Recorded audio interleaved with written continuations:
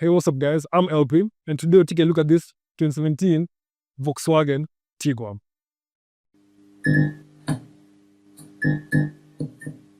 The 2017 second generation Tiguan. On one hand, almost every review about it sounds positive, and it's praised for winning multiple awards, like any ground between different.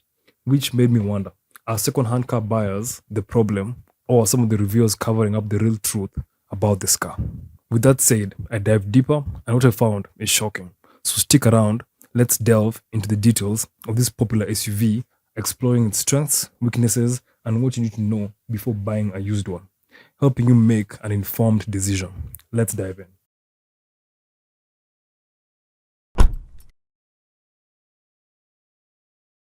Huge shout out to KDG Imports for giving me this car today. You can check them out on Gong Road, opposite Prestige Plaza. Ask for Mwalimu and you'll be sorted. The second generation Tiguan has a lot of pros and cons.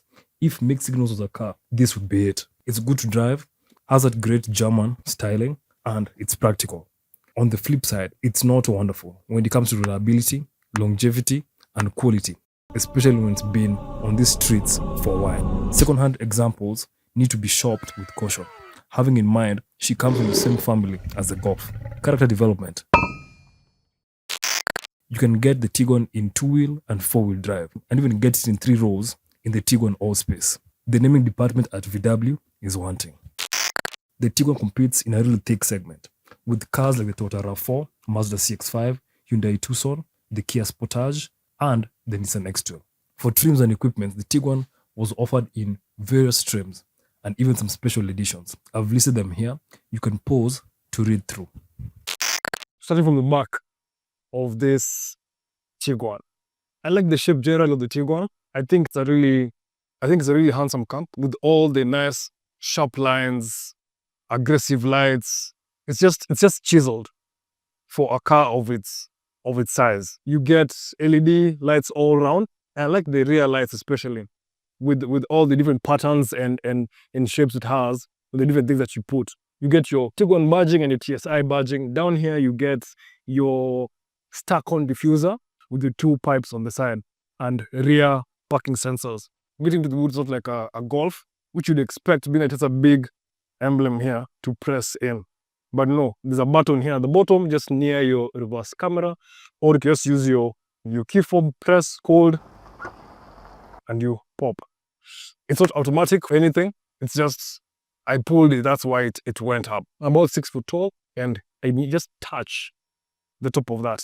Getting in, you have enough space really for your boots and placement. You get this parcel shelf, which suddenly you cannot store it underneath your 4th floor. You don't get a spare wheel tire, but you have space for it. So you either choose to get a spare wheel tire or just use the space underneath here for more things that you want to put. You get storage on the left-hand side, and on the right-hand side is where you have your tire removal kit. The parcel shelf, as I said, you can't really store it anywhere. So if you remove it, you throw it away, then you get access to more space in your boot. You get tether points on all 4 corners, and you have a net here at the bottom to help you to hold things down. That's provided. Here at the top, you have points for your dog net. Let me call it that, your dog net. You can separate the boot area from the back seat so that nothing comes the other side, nothing comes this side. If you have a dog here at the back, you have the dog separator provided in this car here at the back. For connectivity, you have a 12-volt socket on the right-hand side and your 100-volt AC wall socket type on your left-hand side. Dropping the seats split in a 40-40-20 manner. Just pull on the latch on both sides, and they kind of like go halfway there. So to go around or really extend to push them down to lie flat. And bring it back up, you have to go around, pull on a tab, and bring the seats up. I don't mind it. Manual stuff are better than electronics, because electronics will fail on you. This will never fail on you. So just run around, pull on the tab, and pull back your seats. That's the boot area. Let's jump into the back seats and see what you have there.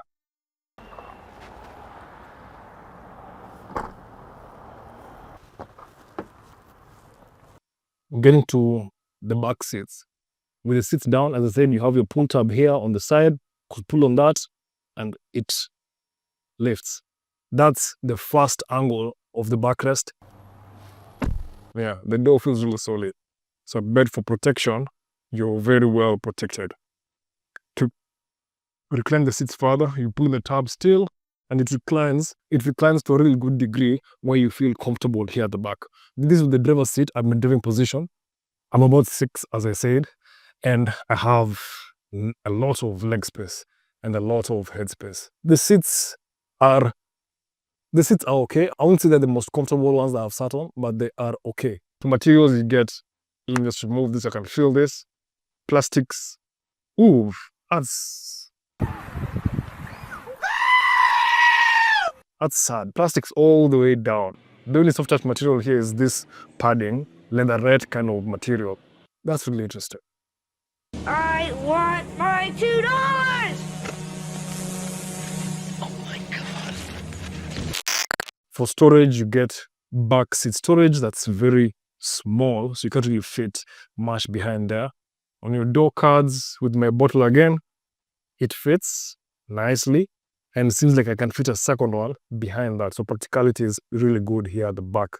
Plus, if you drop this down, you have 2 more spots for your cup holders and armrests. And I like that they put it at the center so that you can still have this whole padded area for your arm and still have your drinks here, unlike the others that have them here at the front. This center bit drops so you can load longer items through, which, as I said, I prefer this to the other ski hole or ski hatch. As I say, for practicality, it gets my rating.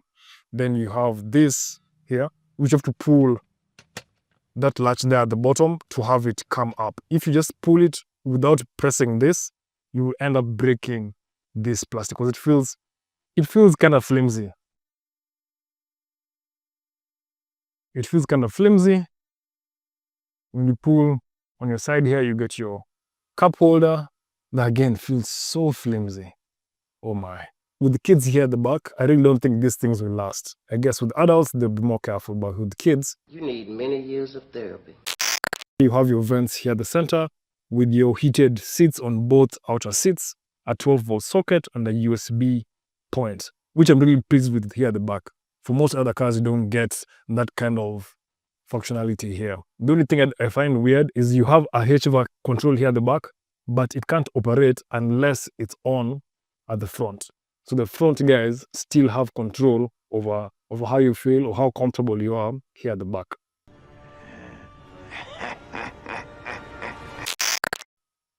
You get a pretty big transmission tile, but it's narrow. You can have your feet in between there, and for 3 passengers here at the back, you'd fit quite well. The center seat is comfortable, the backrest is firm. The top, you have more storage like those trailer cars with more space at the top. For Tiguan owner, please let us know. What have you guys stored up here? You don't want to know. Another cool feature, let me say you have dogs at the back and you've dropped the rear seats. You have points for the net still here at the front to block anything from coming to the driver area. So you can have 2-3 dogs here at the back without an issue and just blocking it off with the net that's provided in this specific model. For wear and tear, here the back is pretty good. And lastly, you have 2 child seat anchor points. And when you open the doors, when you're operating from outside, the door opens quite wide, so you can fit child seats here easily without any hassle and do the business with whatever is here at the back. So that's the back seats. Let's jump to the front seats and see what you have there.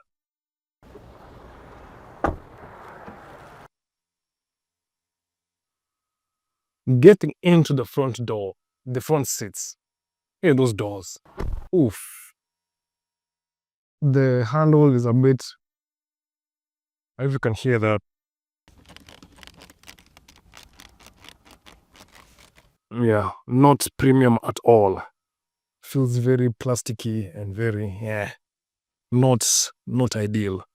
Generally sitting here, you sit quite a bit higher than the smaller cars, so you get that compact SUV feeling here in this car. Everything looks laid out very well. I like how the screen is quite close to you. The HVAC is buttons, physical knobs and buttons, and everything here was still knobs and buttons before they went to screens and touch points. The steering wheel is really good. Like everything is buttoned out. You have on your left hand side is your cruise control manuals, and on the right hand side is your multimedia controls. Then for storage, you have the first one here. Then here at the bottom, you have space for your phone, and you have a USB port and a 12-volt socket. Then here at the bottom, you have 2 cup holders without anything to hold them. So they're just going to be like free-flowing cup holders, just bouncing back and forth. Interesting design. Then under armrest, you have just about my hand's length. And you get really big dobbins here on the side. And here at the top, you have more storage. Now look at those track storage manenos. So if you're a Tiguan owner, this specific Tiguan owner, tell us, what have you stored in this top shelf kind of storage? Just let us know. If I was to get this car, the safe thing to do is to get this one with the storage up here, or the unsafe one is to get the sunroof. But enjoy it while it lasts, keep it serviced and greased. When you have it, it will serve you a very long time. Oh, one last storage is your glove compartment. And it's not lined in felt, so things in here will definitely rattle. For adjustment, the steering wheel adjusts up and down, back and forth, which is good. The seats do the same thing, and they can move pretty forward and some more. I'm not all the way forward because my knees are touching the dash, but you can go more forward than that. The only thing I don't like is on the passenger seat, you get the normal pull tab to drop your backrest. But when you come to the driver's seat, it's like a volume knob. So you have to keep on rocking back and forth. It's not ideal. That's the front seat. Let me open the bonnet so you can see what's there. For opening the bonnet, you get a latch here. The door has to be open for you to open it or to pull that latch. You pull on that, it pops your hood. And you get one of the best latches to open your hood because it's pretty big under here. So you just pull that up, it unlatches, and you get a gas charge to lift up your bonnet. And there's so much space around the engine. So better working on this car, if you're a at-home mechanic, won't be so difficult when you have this specific engine and stuff. Yeah, and that's your engine. The diesel lineup opens with the 113 brake horsepower TDI, which can feel a little short of gas. Next up is the best seller, 114 brake horsepower 2-liter TDI, which offers a fine blend of performance and economy. There are some more powerful turbo versions of the 2-liter engine, which offer more power, baby, at the cost of fuel consumption. The petrols begin with a 123 brake horsepower in the 1.4-liter TSI, which is the most affordable engine of the bunch, but can struggle a bit when fully packed and on hills. The 114 brake horsepower 1.4 TSI is better, but still lacks the pulling power of the diesels. Whether petrol or diesel powered, the Tiguan is fairly economical. In realistic tests, the petrol engines manage around 17 kilometers per liter, while the diesels manage around 21 kilometers per liter. The second-hand generation Tiguan offers a comprehensive list of safety features, including multiple airbags, stability control, anti-lock braking, traction control, blind spot monitoring, forward collision warning and autonomous emergency braking, and adaptive cruise control, just to name a few. You're likely to have problems with the VW Tiguan. It can suffer from certain issues. Some of the most common problems include electrical faults, transmission failures, oil leaks, cracked or broken engine bay plastics, and timing chain tensioner failures. It's a lot, guys, and repair costs are not cheap. Oh, this is the biggest one I ever had. You hear that, Elizabeth? I'm coming to join you, honey.